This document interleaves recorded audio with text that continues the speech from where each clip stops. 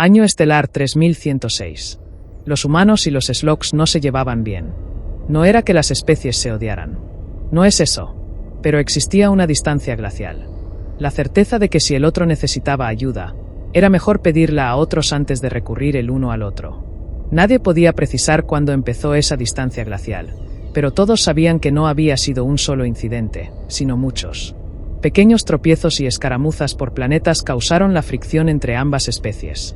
Todos coincidían en que esa distancia glacial era preferible a los tiempos pasados, cuando las dos especies siempre chocaban.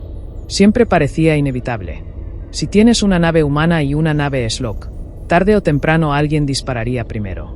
Incluso a nivel individual, si había un Slug y un humano en la misma zona, estallaba una pelea. Siempre discutiendo sobre qué planetas terraformar, quién invadía dónde, quién insultaba primero al otro. Tras varios años de intensos combates y casi una guerra, el Consejo Galáctico finalmente intervino. Se firmó un tratado de paz en el año humano 3035. Ambas partes se miraron con profunda aversión al acordar los términos. Una distancia gélida los separó entonces. Las dos especies se ignoraron deliberadamente. Ni siquiera los individuos de la especie se cruzaron ni se reconocieron. Si alguien preguntaba, nadie obtenía una respuesta firme de por qué.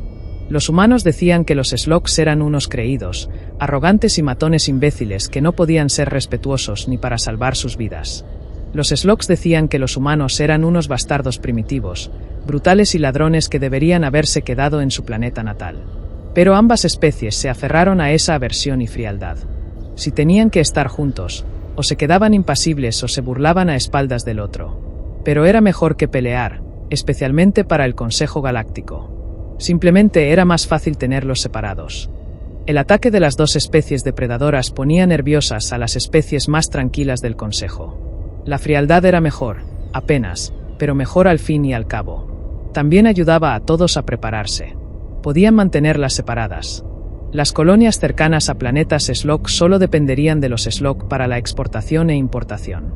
Las cercanas a plantas humanas solo dependían de los humanos. Era más fácil, más seguro. Ese muro de hielo resistió durante más de 70 años. Slug a un lado, humanos al otro. La distinción y separación eran firmes. Y habría permanecido así de no ser por dos naves. Una, un crucero civil Slug y la otra, un carguero humano. Los dos nunca deberían haberse encontrado, bajo ninguna circunstancia, pero en un fatídico viaje que ambos emprendieron, lo hicieron. Y lo cambió todo. Cuando los humanos se amarraron a naves gigantescas y se lanzaron a las estrellas para comenzar a terraformar otros planetas en el año 2506, se consideró la cúspide de la innovación humana. Sin embargo, las viejas costumbres eran difíciles de erradicar. Las prácticas, probadas por el tiempo y formadas por marineros y capitanes de los mares y océanos de la Tierra, se transmitieron a las estrellas. Supersticiones, creencias y procesos de pensamiento que una vez dominaron las naves en el agua, ahora dominaron las naves que surcaron el cosmos. Mattie Rice provenía de una larga línea de marineros y capitanes. Su familia podía rastrear la historia de la navegación naval hasta cuando los humanos abandonaron la Tierra por primera vez, 600 años antes. Generaciones de trabajadores navales, marineros y estibadores. Su padre incluso fue un reconocido capitán de una compañía humana de élite llamada Standard Galactic Shipping. Quería que sus hijos siguieran su ejemplo. Mattie fue la única que lo hizo. Empezó como estibadora y luego fue ascendiendo de rango y posición hasta capitanear naves para diversas compañías de carga. Tenía mucha experiencia, sobre todo moviéndose por algunas de las zonas más peligrosas del espacio, cinturones de asteroides o campos de hielo. Era toda una experta. Así que cuando finalmente, tras años de ahorro y planificación, logró construir la nave de sus sueños, estaba eufórica. Era un carguero de tamaño mediano con casco de doble blindaje y 2 motores de núcleo de fusión. Su velocidad máxima era de 648 nudos espaciales universales. Era bastante pesado para una nave de carga, pero Mattie insistió. Fundó su propia empresa y nunca olvidaría la expresión de orgullo en el rostro de su padre cuando vio la nave. Él le dio una palmadita en el hombro y le dijo que lo había hecho bien. Nunca olvides lo implacable que puede ser el espacio, Mattie. Recuerda, ahí fuera es tierra de nadie. Cumples con tu deber, pero nunca olvidas lo que te hace una Rice. Le dio un golpecito en el pecho, sobre el corazón. Tienes corazón de marinero y un alma que nuestros antepasados ayudaron. Nunca olvides lo que eso significa. Eres una capitana excepcional, mi niña. Mattie nunca olvidó la línea de marineros y capitanes que la precedieron. Llevó a su nave y a su tripulación por más de 600 rutas y viajes diferentes. Nunca fallaron. Estaba orgullosa de ese historial, más que orgullosa. Pero nunca olvidó todo lo que su padre le enseñó, ni sobre lo peligroso que podía ser el espacio, ni sobre cómo siempre debía hacer lo correcto. Recogía naves varadas, generalmente pequeños cruceros con núcleos gastados.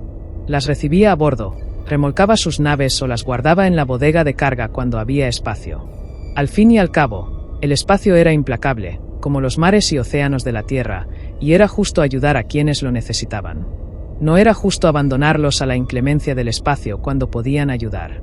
Fue precisamente esa mentalidad la que llevó a Mattie a pedir que redujeran la velocidad de los motores cuando llegó el SOS confuso. Agitó la mano, silenciando a la tripulación que reía en el puente mientras subía el volumen de la radio e intentaba sintonizar la señal. Estaba llena de estática, el ruido del espacio interfería con la señal, pero las palabras empezaron a llegar.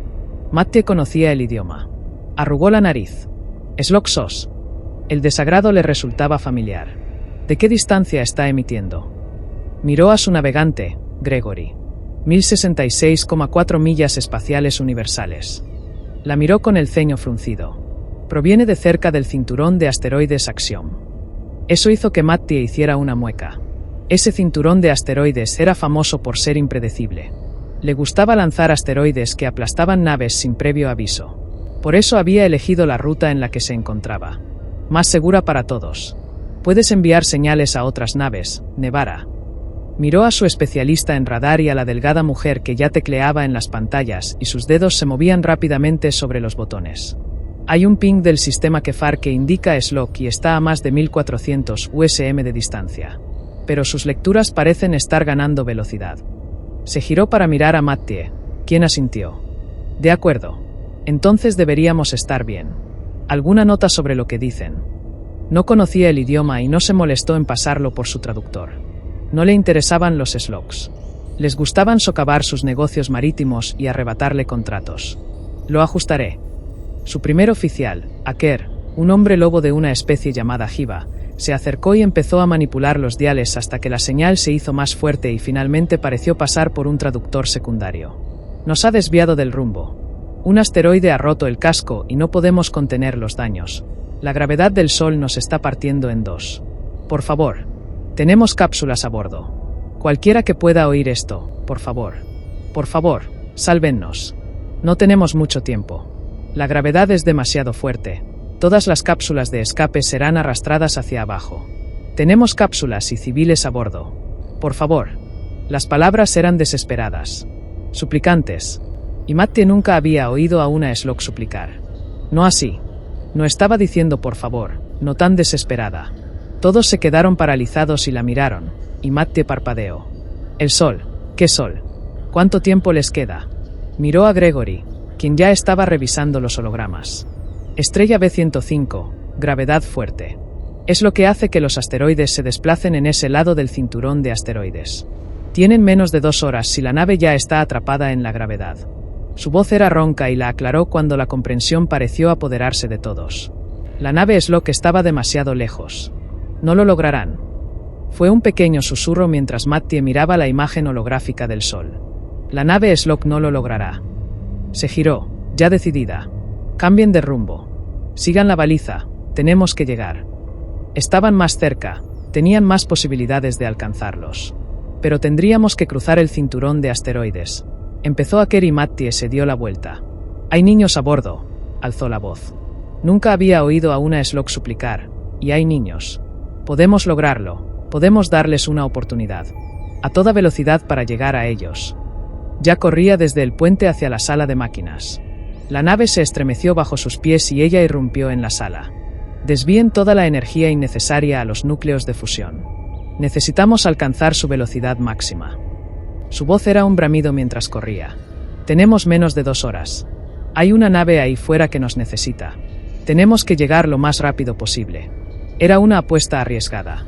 Su nave solo podía alcanzar los 648 nudos espaciales universales, y eso era en teoría, pero llegarían. Esperaba que incluso pudieran alcanzar unas docenas más. Se apresuró a regresar al puente y ya podía ver que estaban desviando el rumbo y que la nave empezaba a vibrar ligeramente mientras los núcleos de fusión zumbaban al recibir más energía. Habló por el intercomunicador. «Tenemos una nave en peligro. Estamos desviando el rumbo para rescatar las cápsulas de escape y a quienes podamos. Conviertan el comedor en una enfermería. Hagan lo que puedan para maximizar nuestra velocidad y tiempo de respuesta». Colgó el comunicador y luego se dirigió a la radio. «Vamos. Aguanten, vamos en camino. Sigan indicando su posición». Envió el mensaje por el mismo canal que la señal de SOS y el corazón le latía con fuerza antes de gritar unas cuantas órdenes más antes de correr de vuelta a la pequeña sección civil. Solo tenían una docena de pasajeros, pero quería alertarlos de lo que estaba sucediendo. 10 minutos después, ayudaban a preparar el comedor para las bajas mientras José corría de vuelta al puente. Estaban alcanzando su velocidad máxima, pero sentía que el tiempo pasaba demasiado rápido y ellos demasiado lentos. «Necesitamos más velocidad». Miró a Aker, quien la miró a ella y luego apartó la mirada. «La carga, podríamos ponerle un rastreador y tirarla. Reduciría nuestro peso en casi un tercio». Eso fue todo lo que dijo antes de que Matti asintiera. La carga era pesada, caray pesada, pero no invaluable. No valía vidas. «Hagámoslo». Entonces despegaba hacia la bodega de carga. Llegó y los trabajadores ya estaban atando la carga, gritando que debían soltarla para ganar velocidad. «Rastreadores», gritó mientras bajaba y comenzaba a ayudarlos a tensar las correas. «A la orden, capitán». Las palabras eran un coro y menos de 5 minutos después, ella y los trabajadores de la carga estaban de vuelta tras el cristal de seguridad de la sala superior mientras ella pulsaba el botón. La escotilla de carga se abría y la carga era soltada. Sintió que la nave se estremecía bajo sus pies y luego se tambaleaba como si hubiera ganado más velocidad. «Vamos, chica. Tú puedes», murmuró mientras la escotilla de carga se cerraba. Conectó el comunicador. «Aker, ¿qué hacemos?» Necesitaban más velocidad. Subiendo a 680 nudos americanos. Su voz era aguda y Matti asintió. «Vayan al comedor». Ordenó a los trabajadores de la carga que salieran de la sala y luego bajó a la sala de máquinas. Necesitaban más potencia, más velocidad, más potencia. Los motores zumbaban y los ingenieros se miraban entre sí. Podríamos sellar el comedor y desviar toda la energía de emergencia y soporte vital a los núcleos, pero eso podría causar que se agrieten. Las palabras eran una advertencia. Podrían explotar, la nave entera podría explotar, y Matti tragó saliva, pero la decisión estaba tomada incluso antes de que se dirigiera al comunicador de la pared. «Todos al comedor. Todo el personal prioritario. Prepárense los trajes. Toda la energía de emergencia y soporte vital se desviará a los núcleos de fusión. Manténos en línea recta, Gregory. Nevara, vigila cualquier anomalía y manténos a salvo. Aker, tú manténlos a raya». Las órdenes fueron rápidas. «Espera, ¿dónde vas a estar?» La voz de Aker sonaba confusa y preocupada a la vez. «Estaré aquí abajo, con los motores y los núcleos». No esperó respuesta. Corrió. Agarró 3 trajes de emergencia y les lanzó 2 a los ingenieros humanos, Tate y Mari. Se puso el suyo de un tirón. La sala del núcleo de fusión brillaba con un amarillo intenso y Matti entró corriendo sin dudarlo. Respiraba con dificultad mientras se dirigía a los interruptores. En cuanto Tate comunicó por radio a su traje que todos estaban listos y despejados, comenzó a desviar la energía. Desconectó el soporte vital y la energía de emergencia de todas las áreas innecesarias, dejando el comedor libre. Cada interruptor pesado se accionó y encajó con un chasquido. La nave se estremeció y pudo oír un traqueteo. Continuó mientras la luz amarilla de los 2 núcleos de fusión empezaba a volverse verde y luego, al accionar el último interruptor pesado, los núcleos se tornaron de un azul intenso, y la energía se deformó y se volvió inestable. Podía oír el rugido de los motores mientras la nave era llevada al límite. El suelo vibraba con tanta fuerza que le costaba caminar. «Capitán, nos vamos a desmoronar». La voz de Aker, dentro de su traje, era fuerte y Matti cruzó la puerta a trompicones. Tate y Mari la miraban y asintieron. La comprensión era clara. La empujarían hasta donde pudiera llegar. Entonces nos desmoronamos y llegaremos en pedazos. Pero llegaremos a tiempo. El rugido de los motores era fuerte, incluso a través de su traje. Era un sonido horrible, como si su nave estuviera dando todo lo que tenía para conseguir un solo nudo estadounidense más. No sabía cuántas almas había en la nave Slok, pero si lograban salvar a una, aunque solo fuera una, valía la pena. Vamos, mantén la calma, chica. Se tambaleó por el suelo tembloroso hacia el panel de soporte restante. Destellaba con alarmas y el sonido que emitía advertía de un peligro inminente. Los núcleos de fusión estaban al límite. Eran inestables, pero Mattie sabía que debían seguir adelante. «Capitán, no podemos sostener». «Hacker». Su grito lo interrumpió. «Si se desmorona, déjala y nos vemos en el más allá. Pero llegaremos a tiempo». Su corazón latía con fuerza mientras ignoraba las alarmas, todas las medidas de seguridad que mantenían los núcleos funcionando de forma estable. «Estamos compitiendo contra el segador y no podemos permitirnos perder. Demasiadas almas los necesitaban, demasiadas almas contaban con ellos. Lo lograrían. Tenían que hacerlo». La nave Slock la llevó al límite. Corrían por el espacio para alcanzar el crucero civil. Sabían que existía la posibilidad de no llegar a tiempo, pero se negaron a dejar que la estrella se llevara los cuerpos de los que quedaban. 2 horas después de recibir la señal de socorro, llegaron a la última ubicación conocida de la señal y no encontraron nada. El crucero Stargo había desaparecido, y con él todas sus cápsulas de escape. Llamaron por radio una y otra vez, pero no encontraron nada. Todo se había ido, las 2567 vidas a bordo se habían ido. Sintieron que habían fracasado, acercándose lo más posible a la estrella sin dejarse atrapar por la gravedad, buscando, intentando encontrar solo una. No encontraron nada. Estaban perdidos. La tristeza llenaba cada escotilla y espacio de su nave hasta que el especialista en radar emitió un sonido. Una nave de carga humana moviéndose por el espacio, rumbo a la estación más cercana. Moverse era un término generoso. La nave se tambaleaba, su velocidad solo registraba 136 nudos. Muy por debajo de lo que debería haber ido la nave. La llamaron y, tras unos tensos momentos, hubo respuesta. «Estamos en estado crítico, trabajando en la energía de emergencia y los propulsores. Nuestros motores principales han fallado. Nos vendría bien un remolque. Tenemos 1802 personas a bordo que necesitan un lugar seguro para recibir atención médica». El lenguaje humano era brutal. El disgusto fue inmediato antes de que el capitán, un Slock llamado Cento, comprendiera lo que se había dicho y presionara de golpe el botón de devolución de llamada. Lo lograron, los atraparon. La emoción frenética en su voz era indisimulada y se hizo el silencio, como si todos en el puente contuvieran la respiración. «Los atrapamos».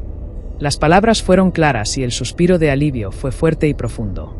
Se escuchó una ovación y el capitán Cento inmediatamente avisó a sus superiores que al menos habían tenido algo de recuperación antes de que cambiaran de rumbo para llegar al carguero de carga humana. Habían solicitado un remolque y por el fuego feroz que lo conseguirían. Así que se ha ido. No era una pregunta. Miró al constructor de naves y el alienígena que Esther asintió, con los tentáculos retorciéndose alrededor de la cabeza. No hay forma de reparar los daños. Repitió sus palabras sobre los núcleos de fusión agrietados, el cableado fundido, el casco parcialmente fundido, los motores agarrotados. Las reparaciones eran demasiado. Su nave era chatarra, un pisapapeles de 100.000 toneladas. Extendió la mano y tocó la proa. Podía sentir las ondulaciones en el metal derretido en la loca carrera por el espacio. Nunca volvería a volar. Lo había dado todo, incapacitada, para lograrlo. Lo habían logrado. Por poco. Recuperaron todo lo que pudieron, negándose a dejar que esa maldita estrella y el cinturón de asteroides se quedaran con los muertos que pudieran encontrar. Su bodega de carga estaba llena de cápsulas de escape, cadáveres congelados y 1802 Slocks. Tenían frío y estaban aterrorizados, pero estaban vivos. «Puedo comprarla como chatarra». El Kester volvió a hablar y Mattie negó con la cabeza. «Dame un momento». Lo despidió con un gesto y miró el casco quemado y parcialmente derretido. Le dio unas palmaditas a la proa. «Lo conseguiste, chica. Lo conseguiste». Estaba harta, nunca volvería a volar, pero lo hizo. Debió de ser algo especial. Las palabras apenas se registraron en la traducción apresurada del idioma Slock, así que se giró y miró. Un Slock alto estaba allí, con las manos a la espalda. Su piel pálida y morada contrastaba marcadamente con su traje oscuro de capitán. La nave. Lo era. Se volvió hacia la nave y la palmeó una vez más antes de apartar la mano. Ella. Los humanos siempre se dirigen a sus naves como mujeres. Las palabras bastaron para poner los pelos de punta a Mattie. También hablan de ellas como si tuvieran alma. Creo que esta podría tenerla. Lo que hizo fue imposible. La miró y Mattie sonrió. apenas, con suavidad. Bueno, lo dio todo y más. Los humanos creen que si una nave viene al rescate de quienes están en apuros, las almas de todos los perdidos en el mar la protegen. Que el mar no se la llevará. Es cierto. Sobre todo ahora. Se secó los ojos sutilmente. Era difícil. La nave había sido su sueño, lo había dado todo y ahora estaba acabada. Su carrera por el espacio no solo la había paralizado, sino que la había destruido. Hizo su trabajo. Hizo lo que le pedimos. No puedo pedirle nada más. Cumplió con su deber y me hizo sentir orgullosa. Lo había dado todo. Sus núcleos de fusión se habían agrietado. Era un milagro que no hubieran explotado. Ahora eran de un negro opaco y ahumado. Ya no eran ese blanco prístino. Me han dado permiso para ofrecerle 18.5 millones de créditos. La cantidad era considerable y Mattie miró al Slock conmocionada. ¿Por la nave? La miró de nuevo antes de extender la mano. Soy el capitán Cento. Trato hecho. Su voz era cortante y Mattie miró su mano y luego volvió a mirar su nave. Una parte de ella quería decir que no, aferrarse a la nave que lo había dado todo para cruzar el espacio y salvar esas 1802 vidas. Tragó saliva para contener el nudo en la garganta y volvió a mirar al capitán del Slock. Capitán Cento, soy la capitana Matilda. Cuídela por mí, se merece descansar. Le tomó la mano y se la estrecharon. Ordenó a su tripulación que vaciaran la nave y, para su sorpresa, el pago de los créditos se hizo efectivo en su cuenta poco después. Alquiló otra nave de carga en el astillero, solo temporalmente. Tenían carga que recoger de donde la habían arrojado y un contrato que cumplir.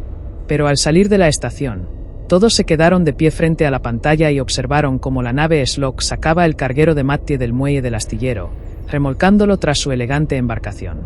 Mattie se secó discretamente las lágrimas. Su nave lo dio todo y esperaba que la Slock la cuidara. 6 meses después, Mattie levantó la vista hacia el gran edificio. Le habían enviado una invitación formal para dirigirse al centro de la estación del Capitolio Galáctico. La estación era casi del tamaño de un planeta y nunca había estado allí. Normalmente se limitaba a los límites del espacio para sus rutas. Miró a Aker y luego al resto. Toda su tripulación también había sido invitada al centro. Al parecer, se estaba celebrando una especie de ceremonia elegante. Le habían dicho que se vistiera elegante, así que todos se asearon, se pusieron sus mejores galas y emprendieron el viaje. Su nueva nave estaba casi terminada. La hizo lo más parecida posible a la original, gastando la mayor parte del dinero que le había pagado el Slock. No podía esperar. Estaba cansada de alquilar naves para completar sus contratos. Pero lo ignoró todo mientras entraban al gran centro. Había muchos dignatarios diferentes y Mattie se sintió casi fuera de lugar cuando un acomodador los dirigió a sus asientos.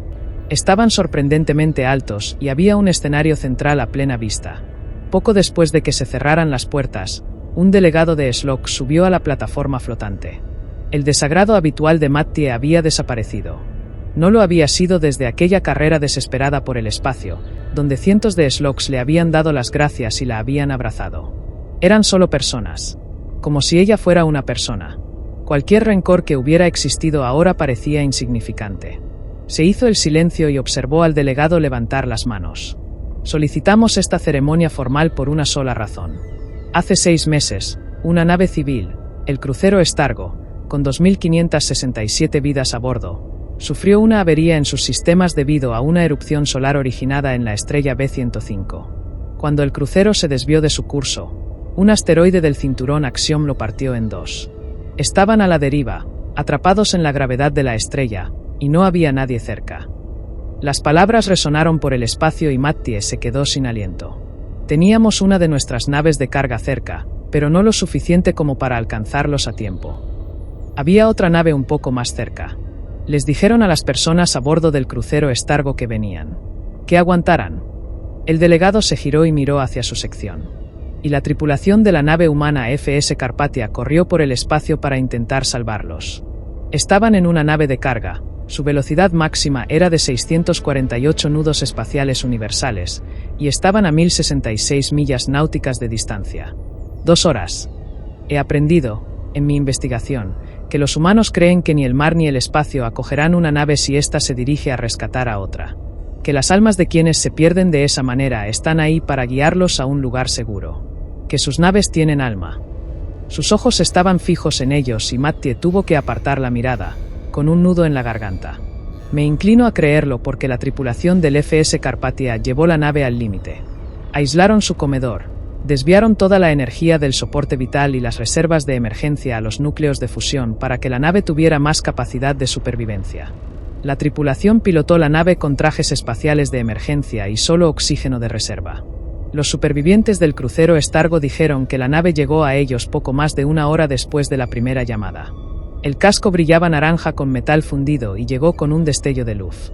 El capitán era humano, la mayoría de la tripulación era humana, la nave era humana, y sé que nuestra especie ha tenido sus desacuerdos, sus problemas. Pero la FS Carpathia deformó el tiempo y la luz para alcanzar a los supervivientes. Aprendí que la nave gritaba. Los motores gritaban, los núcleos de fusión gritaban, solo para mantener el ritmo, para llegar más rápido. Aprendí que la capitana Matilda, cuando se le advirtió que la nave podría desmoronarse, dijo: «Entonces nos desmoronamos y llegaremos en pedazos». Y luego, cuando la nave se sacudió y vibró como si quisiera desmoronarse, dijo: «Si se desmorona, déjenla y nos vemos en el más allá, pero llegaremos a tiempo». Hubo un silencio denso y Mattie se cubrió la cara con las manos. Se sentía avergonzada y conmovida. Honestamente, no sabía qué pensar. Pero las palabras que más me quedaron grabadas fueron las de su primer oficial, una de sus últimas palabras antes de que el ruido de la nave se hiciera demasiado fuerte para poder hablar. Fueron: «Estamos compitiendo contra el segador y no podemos permitirnos perder». Las palabras resonaron a su alrededor. Y no lo lograron. Lo lograron. Volaron a través del cinturón de asteroides Axiom en una nave que aullaba, amenazando con desintegrarse, y arrancaron cápsulas de escape en caída libre hacia la estrella, recogieron a nuestros muertos y luego avanzaron a duras penas hacia la estación espacial más cercana. Lo que hizo la FS Carpathia fue imposible y la destrozó. Nunca volvería a volar, pero lo logró de todos modos. Compramos la nave a su capitán después de que ocurriera. Sus núcleos de fusión deberían haberse roto, deberían haber explotado. Pero no lo hicieron. En cambio, alcanzó una velocidad máxima de 1055 nudos espaciales universales y la velocidad provocó que su casco se derritiera. Nuestros científicos no tienen explicación de cómo ni por qué la nave lo logró, ni de cómo alcanzó esa velocidad y la mantuvo. Su voz era casi suave y Mattie levantó la vista de sus manos, sollozando apenas. Su chica realmente lo dio todo ese día. Nuestra única creencia es que en ese momento, su tripulación le infundió un alma. Tenía un espíritu guiado por aquellos perdidos en el espacio, por el fuego feroz, por la multitud de deidades que tienen los humanos. Creemos que lo hizo porque su tripulación se lo pidió para poder salvar a quienes iban a perderse. Nuestra especie perdió 765 almas en ese accidente. Una de las mayores pérdidas de vidas que hemos tenido en décadas. Pero 1802 es la cantidad de Slogs que la FS Carpathia y su tripulación salvaron ese día. 1802 vidas se salvaron. 650 de las cuales eran podlings. Nuestros hijos. Su voz tembló levemente.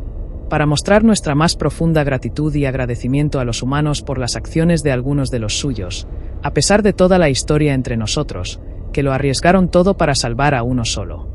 Hizo un gesto y la plataforma se elevó al mismo tiempo que un delegado humano subía al escenario. Les presento esto. Una estatua conmemorativa hecha de uno de los núcleos de fusión agrietados. El gemelo se encuentra en nuestra propia capital, donde la FS Carpathia está estacionada como un edificio vacío del embajador de la Tierra. Si los humanos estuvieran de acuerdo. Esa declaración causó una oleada de conmoción en toda la asamblea, incluso en Mattie. Observó, conmocionada, como el delegado humano cruzaba el escenario, estrechaba la mano del Slug y se abrazaban mientras la estatua de un humano y un Slug, con las manos en alto, las palmas hacia arriba, y el núcleo de fusión agrietado que los cubría, se desvelaba. Cuando se separaron, vio al Slug sonreír y se le aceleró el corazón al levantar la mano.